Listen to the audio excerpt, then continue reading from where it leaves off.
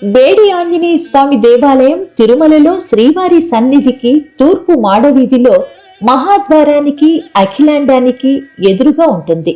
బేడి ఆంజనేయ స్వామి రెండు చేతులు అంజలి ఘటించి వెంకటేశ్వర స్వామివారికి నమస్కరిస్తూ నిలబడి ఉంటాడు. చిన్నతనంలో తిరుమల వదిలి పారిపోతుంటే అంజనాదేవి చేతులకు బేడీలు తగిలించిందట.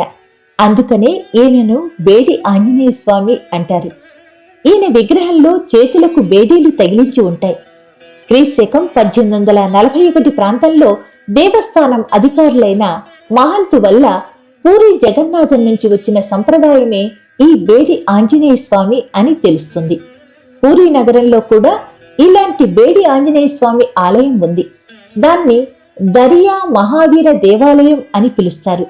తిరుమలలోని ఆంజనేయ స్వామి ఆలయం ముఖమండపం, గర్భాలయం అని రెండు భాగాలుగా నిర్మించారు.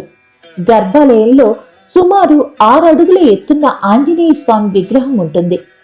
గర్భాలయంపై ఏకకలశ గోపురం నిర్మించారు. గోపురానికి 4 మూలల్లో సింహాలు చెక్కి ఉన్నాయి. ఆలయంలో ప్రదక్షిణ మండపం ఉంది.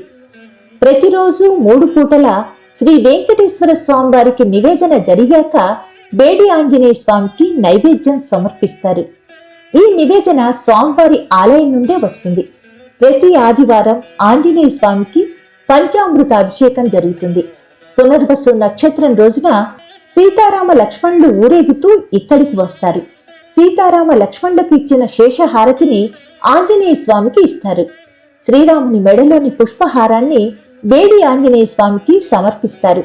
హనుమత్ జయంతి రోజున విశేషంగా పూజలు జరుగుతాయి.